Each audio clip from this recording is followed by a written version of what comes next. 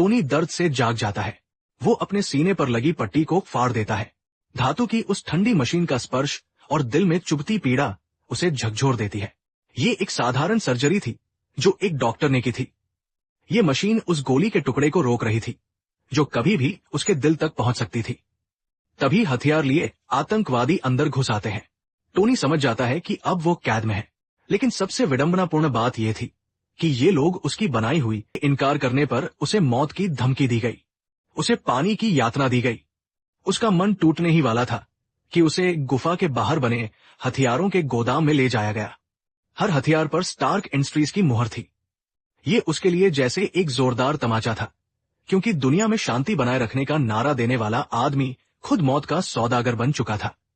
3 महीने की कैद में टोनी सिर्फ एक कार बैटरी की मदद से जिंदा था। पहला कदम ऊर्जा का समाधान था। टोनी ने अपनी मिसाइलों से दुर्लभ तत्वों को निकाला और एक साधारण भट्टी में उसने पहली आर्क रिएक्टर मशीन बनाई। दूसरा कदम था भागने के लिए कवच तैयार करना। दिन में वो मिसाइल बनाने का नाटक करता और रात में कम रोशनी में वो लोहे के हिस्से जोड़ता था। आतंकवादी सरगना को शक हुआ और उसने डॉक्टर को यातना दी, लेकिन डॉक्टर की हिम्मत और जिद ने टोनी के इरादे को और मजबूत बना दिया। आखिरकार स्टील के हेलमेट की आखिरी वेंट बनते ही भागने की योजना शुरू हो गई, लेकिन कवच तैयार होने में समय चाहिए था। आतंकवादी गुफा में घुस आए। टोनी को समय देने के लिए डॉक्टर दुश्मनों पर टूट पड़ा। उसने अपनी जान देकर उनका ध्यान हटाया। सिर्फ चिंगारियां बनकर उछल रही थी। उसकी ताकत बेकाबू थी। टोनी गुफा से बाहर निकला, लेकिन डॉक्टर जमीन पर गिरा पड़ा था। डॉक्टर ने कहा कि उसका परिवार अब नहीं है और अब वो उन्हें मिलने जा रहा है। उसने कहा कि टोनी ने उसकी जान बचाई है और अब वो अपनी जिंदगी बर्बाद न करे। डॉक्टर ने अपनी आखिरी सांस ली और टोनी का गुस्सा और दर्द विस्फोट बनकर फट पड़ा। टोनी मार्क एक कवच में आतंकवादी बेस में घुसा और स्टार्क के बनाए सभी हथियारों को जला दिया, लेकिन गोलियों की बौछार और धमाकों में उसके कवच का पावर सिस्टम टूट गया। वो बमुश्किल उड़कर रेगिस्तान में गिरा जैसे कोई उल्का। कवच टूट चुका था और थका हुआ टोनी रेत पर गिर गया। तभी उसका दोस्त रोड्स हेलीकॉप्टर लेकर उसे ढूंढ लेता है। अमेरिका लौटने के बाद टोनी अस्पताल नहीं गया, बल्कि उसने प्रेस कॉन्फ्रेंस की। सबके सामने और स्टेन की नाराजगी के बावजूद उसने घोषणा की कि स्टार्क इंडस्ट्रीज अब कभी हथियार नहीं बनाएगी। स्टेन गुस्से से बोला कि अगर सैन्य कंपनी हथियार नहीं बेचेगी तो क्या दूध बेचेगी।